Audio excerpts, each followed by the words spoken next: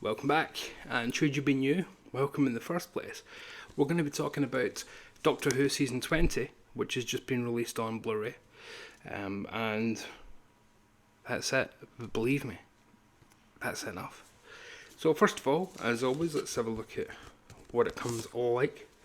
So you get your backing card with all the information and the BBFC certification. Wonderful artwork as always from Lee Binding with Omega, Daleks, Master, Cyberman obviously. Well, they're all in here pretty much. So yeah, nice stuff. It's not my favourite of his covers because he's done stuff that's just a bit more visual than this. And then when you flip it over, you're reminded of how good he can be. Because look at this. With the Black Guardian controlling events. So yeah, Valentine Dial as the Black Guardian reprises his role in this season from Key to Time with Tom Baker, and then a couple of ships from Enlightenment as well. Let's crack this bit open. So as always, you get here a TARDIS scene, which in this case obviously is from the Five Doctors, including Zygo, who is absent. It's a reference to a video. But he is represented in one of the shards, which is rather nice. You can see Tom on there. So yeah, it's really, really, really amazing artwork. I mean, that looks like a photograph until you get up close. And then take the booklet aside. On the interior of this, you always get unique artwork for that season's relevant TARDIS. So here we have the brand new Season 20 redesign with the more digital TARDIS. Chessboard, yeah, look, hat stand of course. Looking rather lovely. Yeah, every bit of artwork on this is really great, apart from the cover's not bad, it's just not, these are all like, whoa, I'd frame that. And none of those quite live up to it. Oh, while we're here, we might as well do the disc art, I suppose. So, on the UK sets and the UK sets alone, they all come with unique artwork on the disc. So, on disc 1, Arc of Infinity, you get Omega with the Doctor. Omega's had quite a redesign from when we last saw him in the Three Doctors. The second disc has Snake Dance, which of course you're going to have the Mara with Tegan, because that's her real arc. And then Black Guardian with Turlo for the start of his arc, or his debut arc in Modern Undead. Kind of gets a little mini arc as he leaves again. And then Terminus, the last Nissa story, suitably does feature Sarah Sutton. And Enlightenment there, which moves on to the Mastering Chameleon on King's Demons, and then the Doctor and Baruza on the Five Doctors. The Five Doctors, theatrical edition, I think they call it. Should just be televised edition, shouldn't it? Raston Warrior Robot. It's half bat. That's in the novelisation. Shut up. So the Robot and the Cyberman. And then the third disc, devoted just to that one story, features the TARDIS and the Tomb of Rassilon. Tower of Rassilon. Everything's the of Rassilon. I don't know, blackjacks and fruit salads of Rassilon. You know, the air freshener of Rassilon. It gets a bit silly when you watch it back to back to back to watch the different versions. You hear of Rassilon quite a lot. Booklet time. So let's have a look at the book. So as always, you get a more exciting product from BBC's Doctor Who, which features the new logo for the 60th anniversary with some Big Finish advertisement there. Some comics there. Some audio of Target novelizations. And what is that, the escape room thing or the video game thing? No, it must be the video game thing by now. The escape room must be gone. Vinyl from Demon Records. Some rather nifty thing. Doomsday. Least said the better. The Evil of the Daleks, the new novelisation from Fraser Hines. Seems to be in a trend now, doesn't it? That since Tom Baker did Scratchman as a novel, and then Sylvia Aldred did A Charitable Earth, companions are getting to do their own novelisations. It's a rather odd development. But obviously, Fraser didn't have too much in him, so he just adapts an already existing storyline. Probably to make it more Jamie-centric. Some more book stuff there with Origins, which I thought was really crap actually. Sorry, but Doctor Who magazine, Millie Gibson there with Ncuti, Forbidden Planet, and then that's the end of that. Most importantly, our actual booklet, which, as always, chunky old fella. Right, so you'll be familiar with the format, so you get a write-up of the season itself, all sorts of photos. There's Pedro, and this also functions as your contents booklet, which again, I don't know how the American versions don't have at least a contents. How are you supposed to know what's on what disc? Just need to try them on, hope for the best.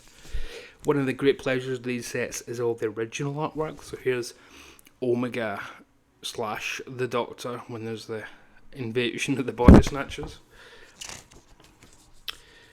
Into Snake Dance there. It's great stuff with Tegan and the Mara with the Doctor trying to help out. Didn't go through everything, but Modern Undead. The new artwork is just always great to see. Nick Courtney. I mean, so much stuff in these. It's really just awesome. I love that artwork for Terminus. Terminus is probably my least favourite in this season, but because it is a season of highs and lows, I think. But and then Enlightenment gets some great artwork with what's better than One Guardian. And then, as you'd imagine, the Five Doctors gets quite a few pages devoted to it. That's great artwork, that. Of course, the Five Doctors, the last appearance of the Peter Davison red piped shirt. From then on, they would have a touch of green in it.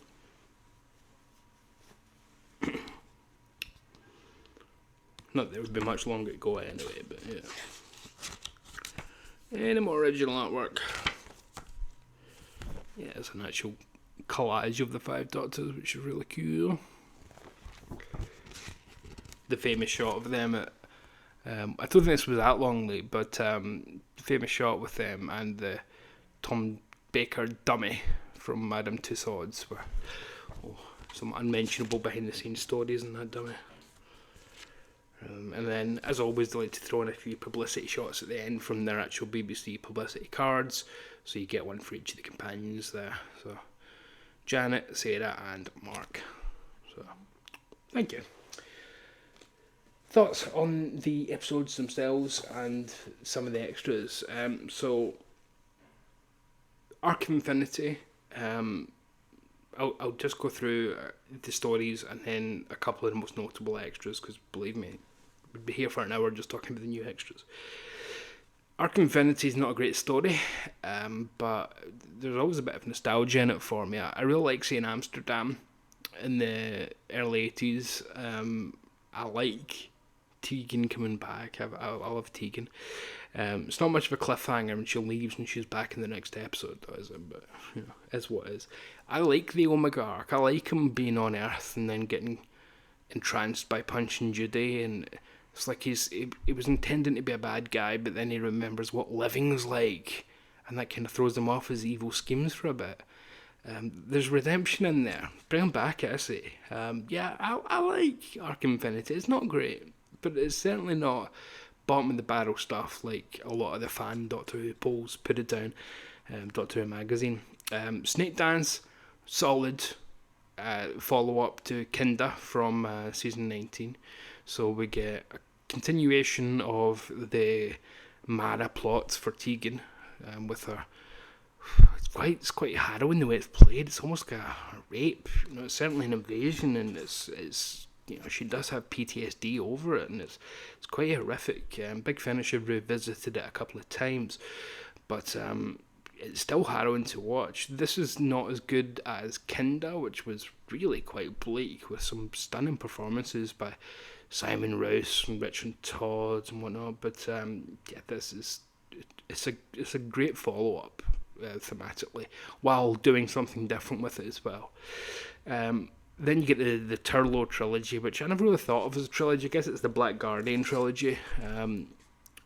But the DVDs kind of lumped these things in together as trilogy sometimes, and even when they didn't, Ace Adventures, Ace is in 2 stories, that makes it a box set. Modern Undead, that is quite freaky to see Modern walking about with his brain, on show the whole time. That's a bit Ray Liotta and Hannibal. Fun stuff. I like seeing the Brigadier back. It would have been more impactful had it been as planned William Russell, because we see the Brigadier making his big comeback after a decade, and then he's back again a few episodes later. Kind of loses its power then, doesn't it? Whereas if it was William Russell, it would have made a lot more sense being a teacher. Why did they not just change the script a little bit? I don't know. Make him a PE teacher or something. Or make it a private school, and they've got some TA barracks or something, and he's training the young cadet. I don't know. So that was just off the top of my head, and it's better than what's in the actual story. But the story itself is really good. There's the fun stuff revolving around the TARDIS and the use of the spatial identity of the TARDIS. Terminus is dull as dishwater. It writes out Nyssa, and that's quite suitable, because she's always as dull as dishwater on TV, unfortunately. She's just never given much to do. It's really not Sarah Sutton's fault in the slightest. Enlightenment, fun, nautical adventure that happens in space. And I like that they keep all the nautical tropes and just play it in space. They don't, it's not a space captain and a space this, space that, and they're all wearing modern technology. They're dressed like it is the high seas, but they're in space. And that gives it a real fun feel. Neris Hughes in it and whatnot. It's really fun.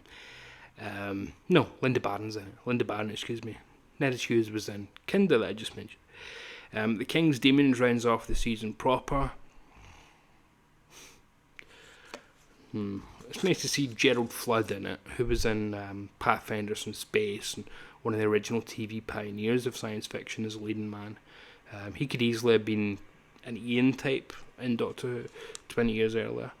It's not a great story, to say the least. I mean, the Master in Tom Baker's last story was wiping out a third of the known universe.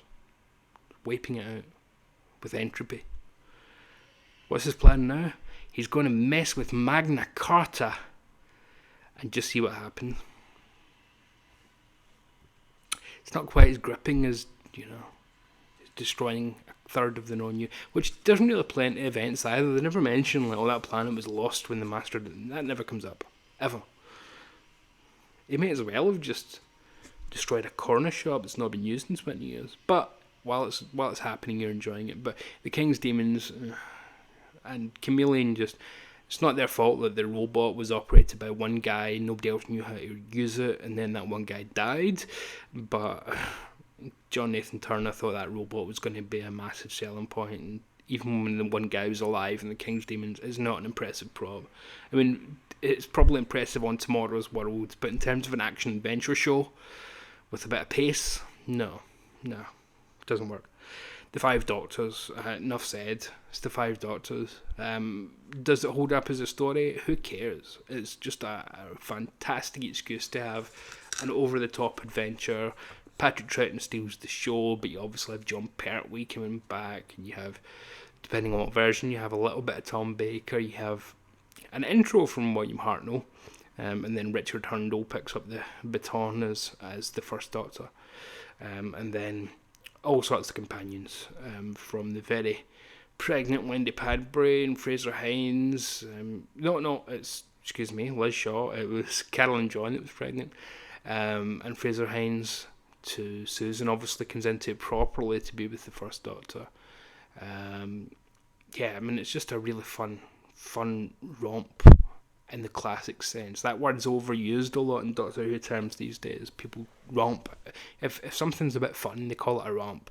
This is fun in the old school sense. It's a bit swashbuckly, a bit silly, a bit over the top. Don't look too far behind it because there's not much depth, but it's just great fun. And it's asking nothing more of you than to sit back and enjoy the ride, and everybody's having a ball. You can tell Davison's so happy to be working with these other guys. He really raises his game, because I don't think he really becomes his best Doctor until season 21. But he finds it here. You can actually see it in this episode, I think. By the end, where he's grabbing Tegan, you take my breath away. And then that's how it all got started. That's just wonderful stuff, and he plays it so charmingly and still boyishly, but still excited to be out there, and almost McGann-like. People talk about the McGann romantic adventure. That's kind of what he's playing that last couple of scenes as. Brilliant stuff. Let's go into a couple of extras though. The biggies, we've got to talk about the 40th anniversary of the Five Doctors. The Five Doctors has been... People talk about the re-release, the special edition version from 1995, as if that's the only one. There's been about 5 different changes to the Five Doctors over the years. So there was a TV edit, and then there was that version, and there's like tweaks here and there on DVD. So it's never been the same version twice, almost, every time it's been released. And so it stands here too. So we've got the 40th anniversary version, and it's the best version of the Five Doctors now. So we're used to having CGI upgrades in these episodes. They always pick one story a year to give some CGI to. And here we get 2, but they always pick at least one. And boy, how they pick the right one. They intentionally give us changes that are very sympathetic to the overall story, and nothing jars. So they don't add on really modern looking stuff from the new series that would just make you go, hang on a minute, that just stands out now. So it's the small changes. When the Doctor's showing off the new TARDIS to Tegan at the start, they've gone back and changed the displays on it so it doesn't look like a BBC computer from the 1980s. It looks like something approximating science fiction, even though it's still dated looking. When we see the High Council talking about the Death Zone, instead of just showing us, here's the Death Zone, that's what it looks like. Now we see a kind of 3D map of it, almost like the Crystal Maze effect used to be. So again, they've not gone too far with the CG, because I'm comparing it to something from not far after this in the Crystal Maze, but it shows you the CGI version where you can morph it and change it and have a look around, and it just looks more like a tangible place, which, I don't know, maybe that's not a great idea, because it should be a bit more ethereal. It shouldn't just have a map, but it's nice that it comes together with 5 different roads, and we've got the 5 Doctors travelling down them, and it's nice storytelling from that point of view. Down to the Dalek getting touched up. Pardon me. I won't say that again. Daleks getting touched up. That's what their balls are for, I suppose. But the effects of the Dalek get reconfigured. It's a bit better. There's work on the Raston Warrior robot. So when he jumps now, it doesn't just hard cut to another shot with the stationary camera, hoping that you can't see the edit too hard. It really looked rock solid, like an edit, because it just never looks right. Like there's just an I suppose it's the uncanny valley as we'll come to know now, but it just doesn't look quite right to be seamless. Now when he jumps, you kind of have a little gleam of light pops up, and then he pops back instantly. So it's no longer. It's now kind of flows a lot better. Just looks gorgeous. No better way to put it. Just looks gorgeous.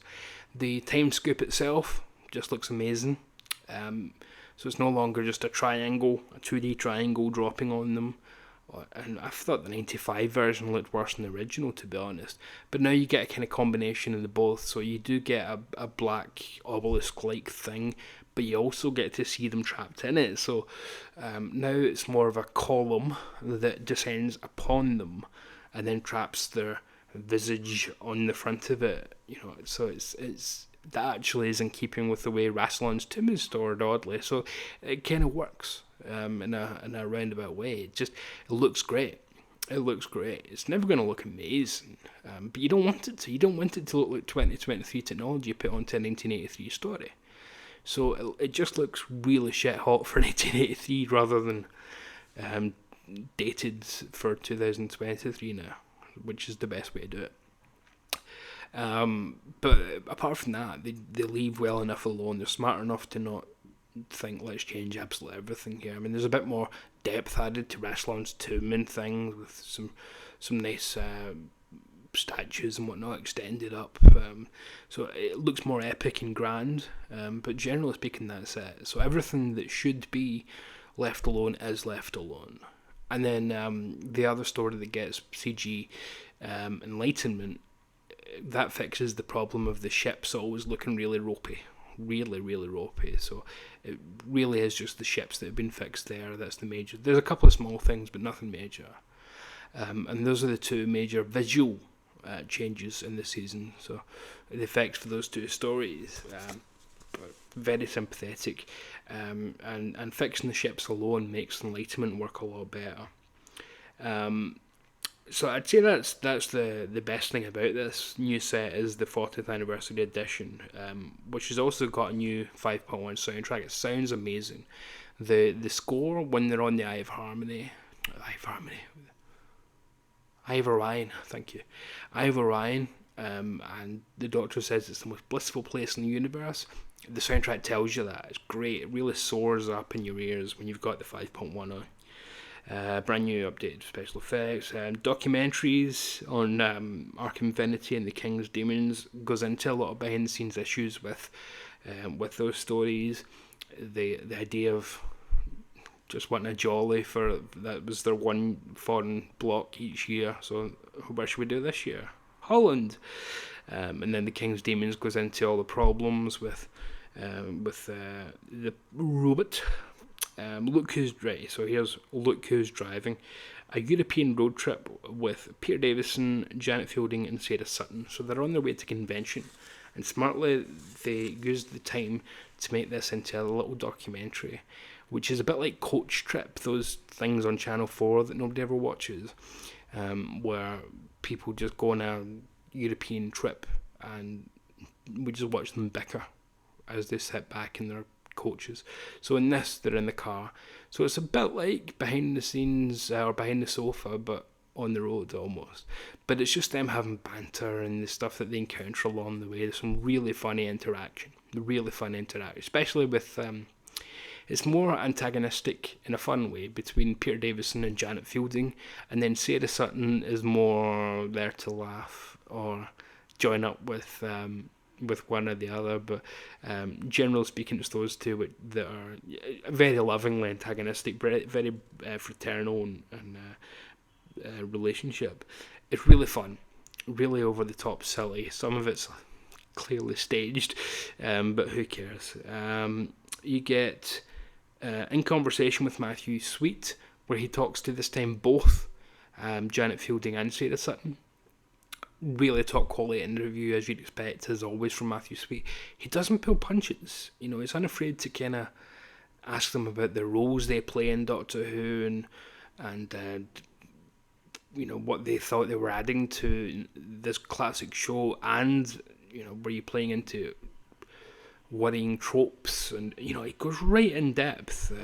It's stunning stuff. I'd love to just once this is finished, just sit down and marathon again the Matthew Sweet interviews.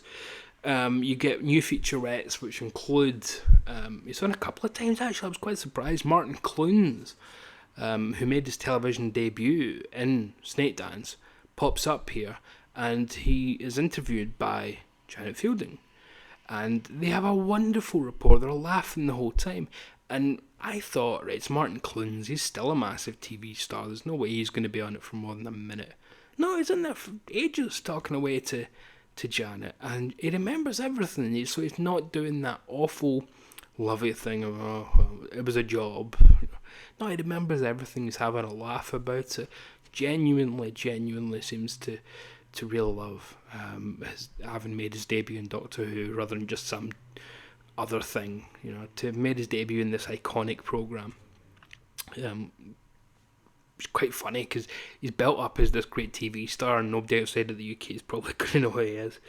That's just some of them. Obviously you get all the making ofs, featurettes, commentaries, isolated texts and whatnot that you got in the documentaries about the Longley exhibit and the 20th anniversary itself, big long hour-long piece just about that. Those are all still included, so everything from the DVDs is ported over, and some. So the commentary with David Tennant and Phil Collinson and Jacqueline Rayner, that's been ported over. Everything there has been ported over. Just wonderful stuff. This is probably the best set yet in terms of amount of stuff, but also this time it's not just, the CGI was ropey, we should fix that. It's CGI, the work on it was okay. I just wonder if we can do it a little bit better. Just make it flow a little bit better. And that's the best way to approach it. The giant rat from Talons of Wen Chiang always looks crap. That's the charm of the giant rat. I don't need it fixed to be a better looking giant rat. I'm always going to know it looked crap originally. And it doesn't look great in the new version either. So, use your resources like this. This is brilliant stuff. I'm glad they did it. It's more than welcome. Wonderful season of stuff. Getting a few lows, but the highs are so very, very high that who cares? Roll on season 21 though, and behind the scenes, behind the sofa rather, returns obviously, and that's got all the companions and doctors and whatnot talking about other stories that they weren't in, just like Gogglebox. So you get to watch Colin Baker and Sylvester McCoy talking together, reviewing basically Peter Davison's tenure. It's so fun. So what other show gets this kind of treatment? No show is the answer. No show gets this kind of treatment. Some shows might get a lot of features for one season if they're lucky. We get a lot of features for one episode. That's just one part of a season. Unreal. No show ever has or will get the attention and love that the Doctor Who restoration team, right up to this day, give to these sets. So, season 20, done and dusted. Roll on. The rumour is we might get some Pat Troughton next. I hope that's true. I really do. It would seem a bit weird not to have something out for the anniversary, wouldn't it? But who knows? There's still time. Speaking of though, it's time for my lunch, so I'll be off, and you be you, and we'll meet again. Don't know where, don't know when, but I'm sure we'll meet again some shitey autumn day. Throw pip.